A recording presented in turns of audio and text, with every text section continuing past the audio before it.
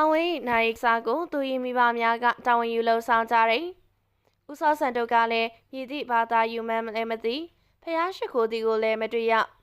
ခရစ်ယာန်ဘာသာယူထားသည်ဟုပြောရအောင်လဲထိုဘာသာနှင့်ပတ်သက်ပြီးလှုပ်ဆောင်ချက်မျိုးလည်းမကြုံတွေ့ဘူး။ဘာသာမဲ့လူတယောက်လိုနေထိုင်သည်ဟုထွန်းကြိုင်ထင်မိတယ်။သူပေးထားသောကတိအတိုင်းရွာထဲသွားပြီးစက်နှကောင်ဝဲပေးလိုက်တယ်။စက်နှကောင်ခြေထောက်ချောင်းစီကျိုးဖြင့်ချီထားသည်ကိုတွေ့လိုက်ရတယ်။ဒီညကလောက်ွယ်ညဒီစက်နှကောင်ကိုဒီတိုင်းချီထားလိုက်မယ်။မင်းဘာမှသွားမလုပ်နဲ့ကြားလား။ဟုတ်ကဲ့ဦးလေးဆန်းထွန်းကြိုင်တယောက်ညဘက်မှာစက်နှကောင်ကိုဘာလို့မြည်လဲစိတ်ဝင်စားနေတယ်။စက်နှကောင်ကတော့မကြာခဏကြိုးကြည့်ထားရမှယုံထွက်နေတယ်။ကျိုးကခိုင်နာကြောင့်ဘလို့မှပြေလို့မနှနိုင်ဦးစောဆန်တို့ကတော့အေးအေးဆေးဆေးပင်တို့ဖြင့်လောက်ွယ်ညအမောင်တို့ကူးပြောင်းရရှိလာတယ်ဦးစောဆန်တို့ကတဲထဲမှတဲပြစ်မထွက်ဘာမှအစီရင်လို့ဒီကိုလည်းမတွေ့ရတဲပေါ်မှာတဲအောင်မစင်တာကြောင့်ထွန်းကြိုင်လဲငြိမ်နေရတယ်တခုထူခြားသည်ကညနေစာစောစောစားပြီးည9နာရီကျော်ကလေးကအိယာပြင်းရန်ပြောတာကြောင့်မအိတ်ချင်သေးတော့လဲအိယာပြင်းကခြံအောင်ကိုထောင်လိုက်ရတယ်ဦးစောဆန်တို့အတွက်လည်းအိယာပြင်းပေးရတယ်အားလုံးပြီးတော့ဦးစောဆန်တို့ကအပေါ်ပါသွားခိုင်းတာကြောင့်နှစ်ယောက်သားအပေါ်ပါသွားပြီးမိမုတ်ကအိယာပေါ်လှဲအေးလိုက်တယ်9နာရီခွဲမှဝင်အေးရတာကြောင့်မျက်လုံးကြောင်နေတယ်သူအိပ်ပြောတာနဲ့ဦးစောဆန်တို့တဲဘော်ကဆင်းသွားမည်ဟုထင်နေတယ်ဒါပေမဲ့10နာရီခွဲခန့်လောက်မှပင်ဦးစောဆန်တို့၏ဟောက်တန်ကျေလောင်စွာထွက်လာသည့်အတန်ကိုကြားလိုက်ရတယ်ဒါဆိုသူအစီရင်လုံးဆရာရှိရဲ့လို့ထင်နေမိတာငါစိတ်ကအမြင်မားနေရပဲသူ့ချက်အထီးနှကောင်ကိုတော့မွေးမှာမဟုတ်ဘူးချက်စားခြင်းလိုဝယ်ခိုင်းတာပဲဖြစ်မယ်သူအတွေ့တစ်ပိုင်းတစ်စားနဲ့ရက်သွားရတယ်ချက်တကောင်ဤနာကျင်စွာអော်လိုက်တန်ကိုကြားလိုက်ရတယ်ဘာဖြစ်တာလဲဘာကောင်ကြိုက်တာလဲ9မိနစ်ခန့်ကြာတော့နောက်တကောင်អော်တန်ကိုကြားလိုက်ရပြန်တယ်ချက်တွေကိုမွေလာဆွဲလာမသိဦးစောဆန်တို့ကိုနှိုးပြောရန်စဉ်းစားလိုက်တယ်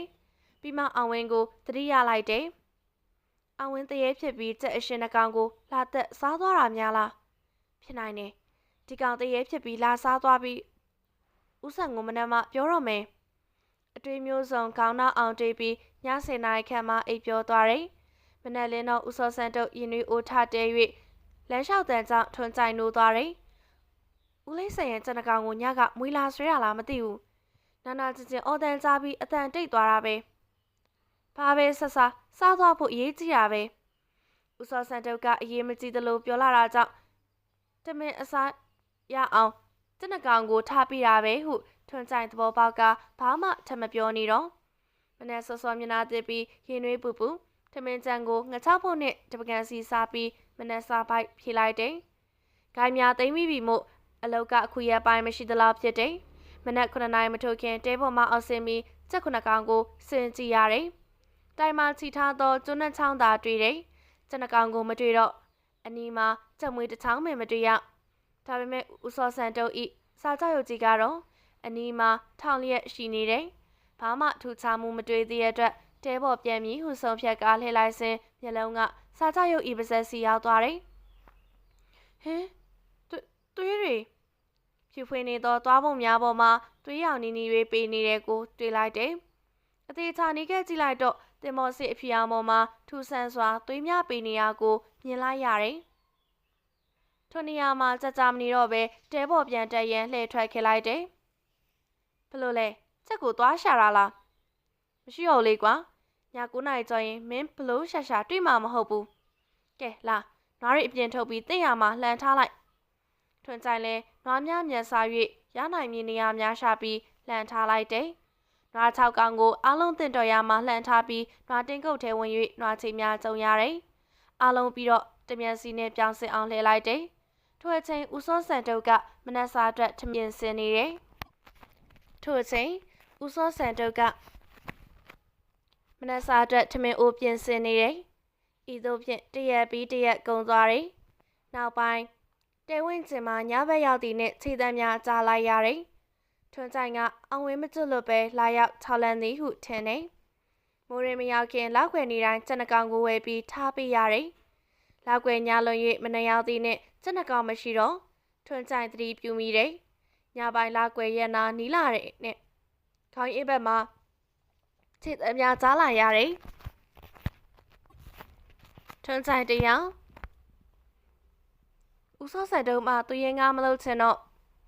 မိုးမကြခင်သူစာချုပ်ပြေးပြီးဆက်လုံးမည်ဆိုလျင်မိုးမကြခင်နေုံလာကုံမှစာ၍အလုံးဆောင်ဝင်ရမည်သူဘာမှမသိသောတရေကိုကြောင်းနေမိတယ်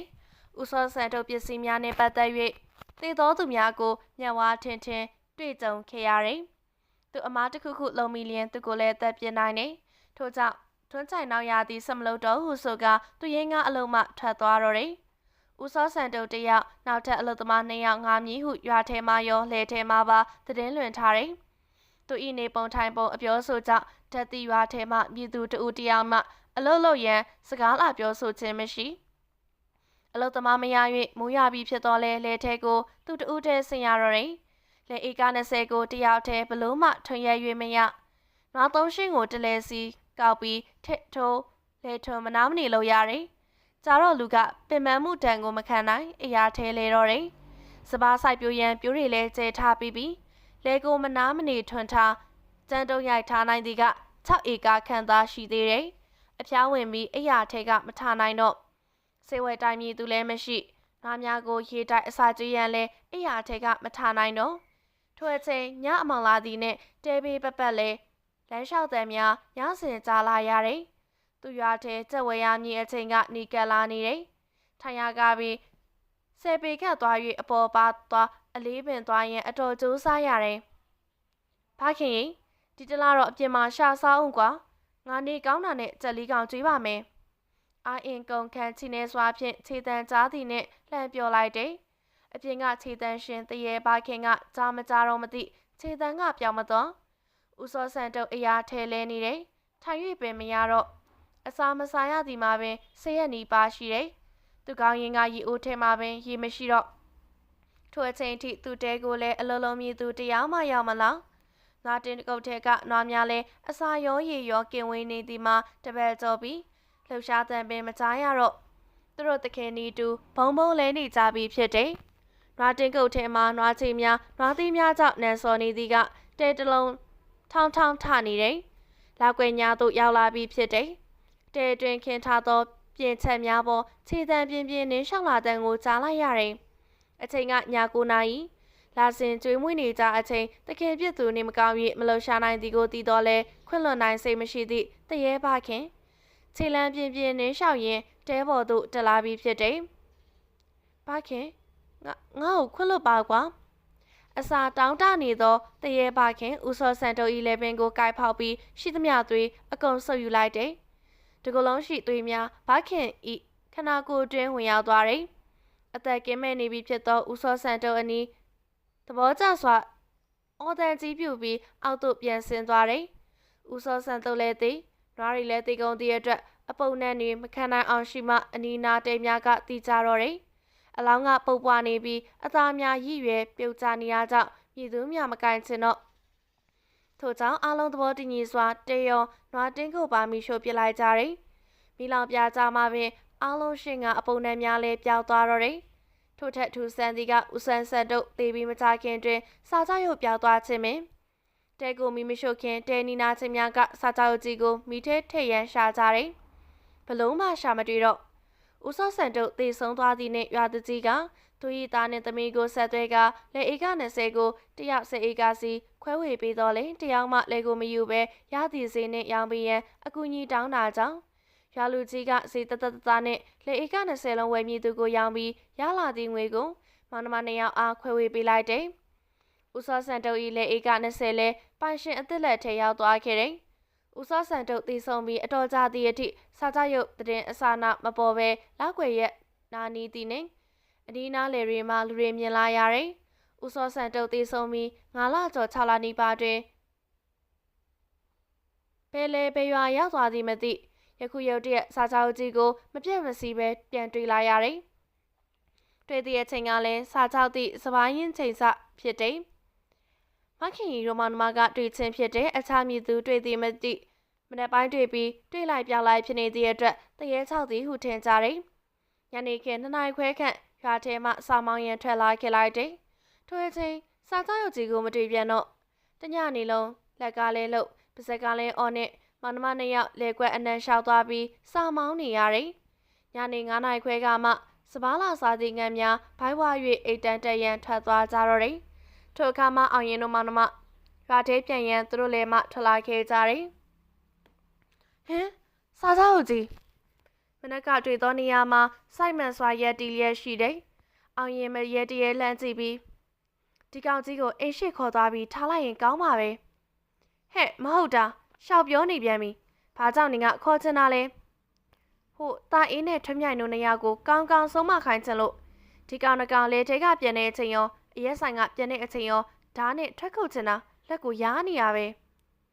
ဟဲ့သူ့ဟာသူဆိုချင်တာဆိုပါစေငါကစိတ်ထဲမှာတော့တကောင်မှအလေးမထားဘူး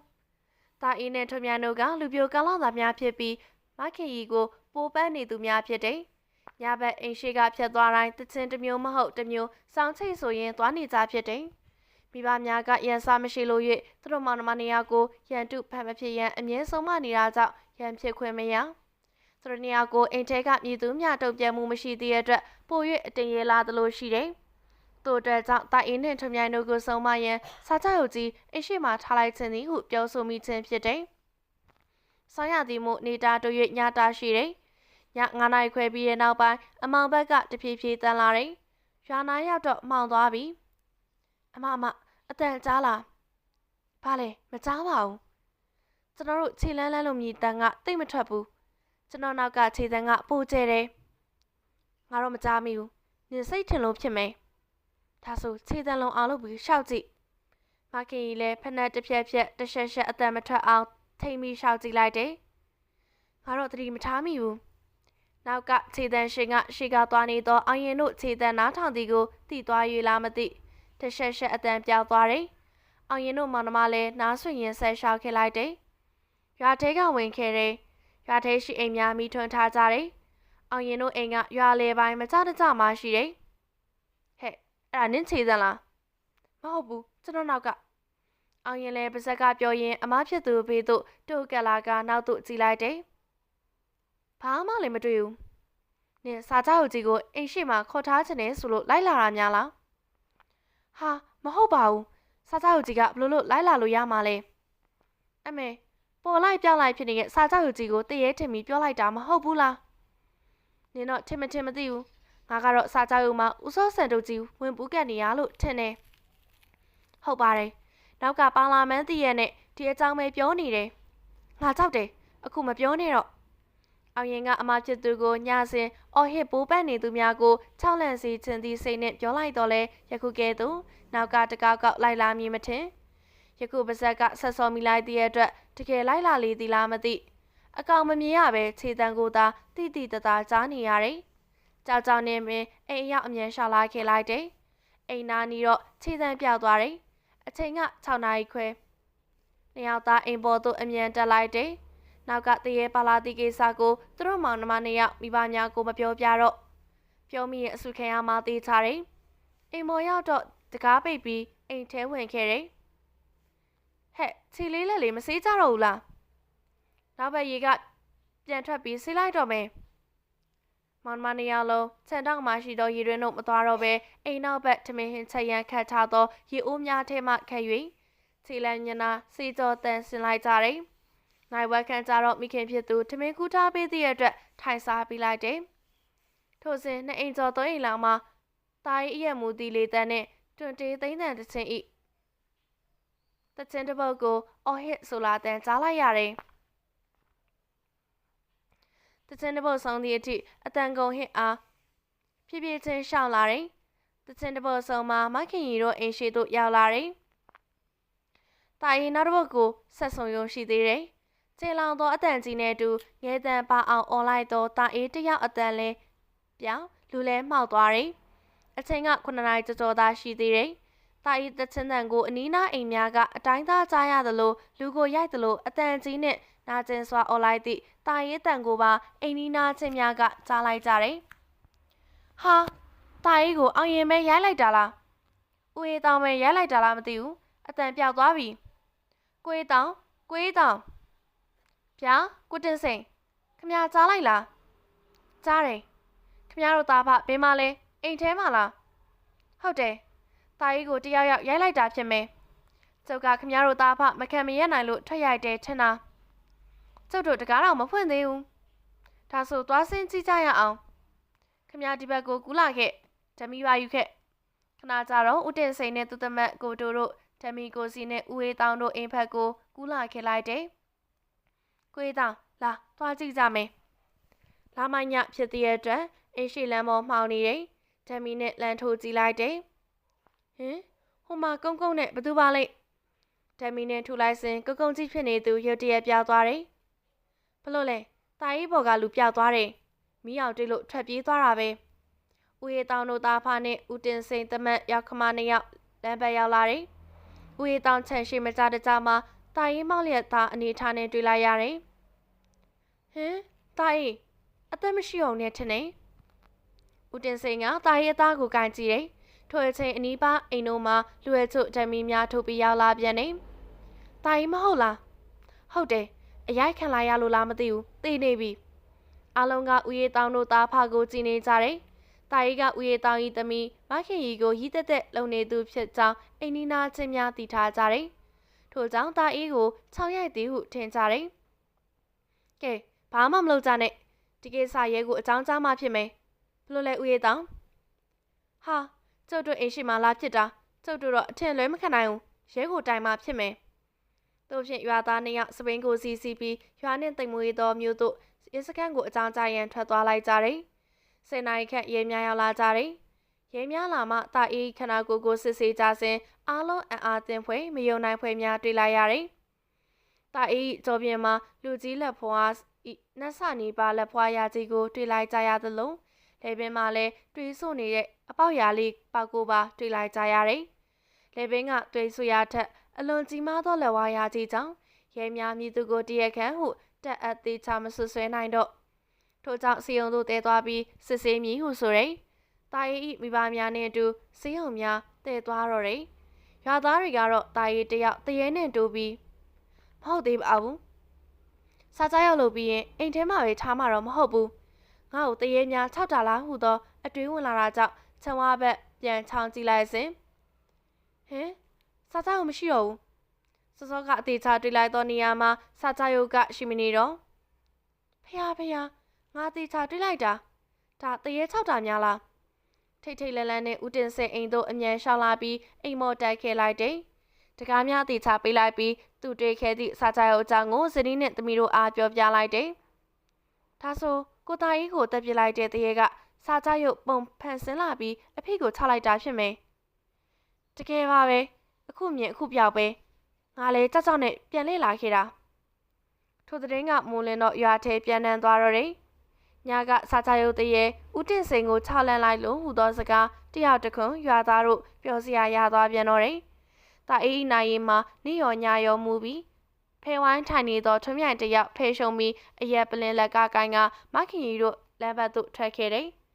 ထွန်းမြိုင်နဲ့အတူစိုးဖော်စိုးဖက်တိုင်မင်ဖော်တိုင်မင်ဖက်တန်ချောင်းလေးပါလာတယ်သူကတာအေးလက်ထဲမခင်ကြီးပါမသွားအောင်ထွန်းမြိုင်ကိုမိတို့ပြီးမြောက်ပေးနေသူဖြစ်တယ်ထိုကဲ့သို့မြောက်ပင်ပြီးရင်ထွန်းမြိုင်တိုက်သောအရက်ကိုမူးအောင်တောင်းနေသူဖြစ်တယ်ယခုဖဲဝိုင်းထိုင်စရာပတ်စံမရှိတော့သည့်အတွက်အရက်တပလင်2ယောက်တောက်ကမခင်ကြီးကိုအိမ်ရှိရာလမ်းဘက်သို့ထွက်ခဲ့လိုက်တယ်ဒီညလောက်ွယ်ညအချိန်က9နာရီထိုးတော်မီအိမ်တော်တော်များများမီးပိတ်ပြီးအိတ်ကုန်ချပြီးဟာဟဲ့ကောင်မင်းကောင်မလေးအိမ်မှာမှောက်နေပြီအိမ်မော်ကျနေပြီနဲ့တူတယ်ပြန်လဲကြမယ်မလဲကွာတွေ့ရင်ရှိအောင်မှာတော့ဘသူကြကြမကြားချင်လဲနေတချင်းတပုတ်တော့ဟစ်လိုက်တော့မယ်ဟစ်ကွာအတကုံသားဟစ်ကိုလူအားပေးတယ်ကဲဆိုပြီးကွာဟဲ့ကောင်မင်းဘာကောင်ကြီးလဲချမြိုင်နဲ့တန်ချောင်းရှိမှရုတ်တရက်ပေါ်လာတော့အကောင်ကြီးကိုမြင်ပြီးတချင်းဆိုရက်ကတုံတုံကြီးနဲ့လှမ်းမိလိုက်တယ်ဟာစာကြရုပ်စားကြရုပ်လက်တစ်ဖက်ထဲမှာကောက်ရွမြင်များရုတ်တရက်ထွက်လာပြီးထွန်းမြဤမျက်စိနောက်ပါးစပ်နှာခေါင်းပေါက်တော်ထဲတိုးဝင်သွားကြတယ်။ကောက်ရွမြင်များကခနာကိုအနံမှာထွက်လာပြီးတစ်ခုလုံးအမွေးမြင်များတစ်ဖွဲဖုံးလန်းသွားတယ်။တန်ချောင်းလည်းထိတ်လန့်စရာမြင်ကွင်းကိုမြင့်သက်စွာကြည်နေရမှအတီဝင်လာပြီးထွက်ပြေးမြည်ပြလိုက်စဉ်စားကြရုပ်ဤကြံလက်တစ်ဖက်ကရုတ်တရက်ရှေ့ထွက်လာတယ်။ကြောလေထွက်နောက်ကျောကိုရိုက်လိုက်တန်ကြီးပေါ်ထွက်လာကတန်ချောင်းအသက်မထွက်နိုင်ပဲမှောက်သွားတော့တယ်။ ထို့နောက်အသက်ထွက်လူလူတန်ချောင်းဤလေပင်ကိုစာကြရုပ်ကြီးကုံမီသွေးဆုံနေတော့တယ်တန်ချောင်းကိုသွေးဆုံ၍သွေးများကုံသွားသည်နှင့်ထွန်းမြဤခနာကိုမှသွေးများကိုလည်းဆက်ပြီးဆုပ်ယူတောက်သုံးလိုက်ပြန်နေလူနှစ်ယောက်ဤသွေးများတောက်သုံးပြီးသည့်နှင့်ထိုနေရာကပျောက်သွားတော့တယ်တန်ချောင်းနှင့်ထွန်းမြတို့၏အတန်သေးအတန်ချောင်းနှင့်တချင်းထအော်ဆူလိုက်တာကြောင့်အနီးနားအိမ်များမှရွာသားချို့နိုးကုန်ကြတယ်တချင်းတဝက်တစ်ပြက်နှင့်အတန်ပြောက်သွားပြီးမကြခင်ရိုက်နှက်တန်ကြီးကိုပါကြားလိုက်ရပြန်နေထို့ကြောင့်တအိမ်နဲ့တအိမ်အတန်ပြူပြီးအိမ်ရှိသို့တမီကိုစီနှင့်ထွက်ကြည့်ကြတယ်ဟာဦးအေးတောင်းတို့အိမ်ရှိမှထွန်းမြိုင်တို့လဲနေကြပြန်ပြီတိုင်းနဲ့ထွန်းမြိုင်နေရမခင်ကြီးကိုဝိုင်းပြီးပိုးပန်းနေသည်ကိုအနီးပါးမှရွာသားများသိကြတယ်တိုင်းအတုပ9ရက်မြောက်နေ့မှာထွန်းမြိုင်လာပြီးတေးတန့်ပေးသည်ကိုရွာသားတို့သိကြတယ်နှစ်ယောက်စလုံးဖေးသမားအရက်သမားအလုတ်ကိုလက်ကြောတင်အောင်မလုပ်တဲ့အတွက်အားလုံးကမခင်ကြီးနဲ့သဘောမတူကြယခုအချိန်နေမကောင်းကြောင်းအင်းရှိထွက်လာကြသောရွာသားများသိကြတယ်နှစ်ယောက်လုံးသိနေပြီတန်ချောင်းကျုံးမှာလက်ဝါးရကြီးတော်တော်ကြီးရဲ့အကောင်ထွန်းမြိုင်မှာလက်ဝါးရရီလားမတွေ့ရဘူးလေပင်မှာသွေးဆက်တွေတွေ့ရဲ့ဒါကြိုက်ထားတဲ့အရာပဲရဲသားသွားအကြောင်းကြတော့ရွာထဲမှာတရေတော့တောင်းကျနေပြီတရေကဒီအိမ်ရှိမှာရှိနေရလားဆူဆူညံ့ညံ့အတန်များကြောင့်လူအချို့ရောက်လာကြပြီးအချို့ကတရေကြောက်တရေအတွက်အိမ်ထဲကကွက်ကြီးနဲ့နားဆွနေကြတယ်တန်ချောင်းနဲ့ထွေမြိုင်ကိုသွားအကြောင်းကြားကြအောင်သွားကုန်ပြီဦးရတောင်ခမရတို့အိမ်မှာပဲပြဿနာလာဖြစ်မယ်ခမရသမီးကိုပိုးပန်းနေသူတွေပဲပြီးတော့ကိုတင်စိန်ကခမရတို့ခြံရှိမှာစာကြောက်ရုံနေသူတဲ့တရေတကောင်ရဲ့နေရာကိုလည်းတွေ့သေးတယ်တဲ့အဲ့ဒီသတင်းကတော့ကိုတင်စိန်ပြောလို့သိပြီးပါပြီကျုပ်တော့တခါမှမမြင်ဖူးသေးဘူးထိုအချိန်ကသူတို့ခြံနဲ့ရှေ့ဘက်မျက်ဆောင်ထုံတော်ညွန့်ကဦးရေးသားစကားဆုံးသူမြင်ခဲ့သည့်အကြောင်းပြောပြတယ်မနေ့ကတာရီအတုပကည9 နာရီလောက်ကလစိန်နဲ့နှစ်ယောက်ပြန်လာတော့အိမ်နားလောက်မှာစာကြောက်ရောက်ကြီးလိုရက်နေရတွေ့လို့ဓမီနဲ့လှမ်းထုတ်လိုက်တာဘာမှမရှိတော့ဘူးဒီနားမှာစာကြောက်ရုပ်လိုဖန်ဆင်းချောင်းလက်နဲ့တရေရောက်နေရတော့အသေးချပဲထိုစဉ်ထွမြိုင်နဲ့တန်ချောင်းတို့အိမ်မလူများရောက်လာကြတယ်ထွမြိုင်အမည်ကအောင်ငိုရင်တရေမွေးပြီးသူ့သားကိုတတ်သည်ဟုဆွဆွဲပြော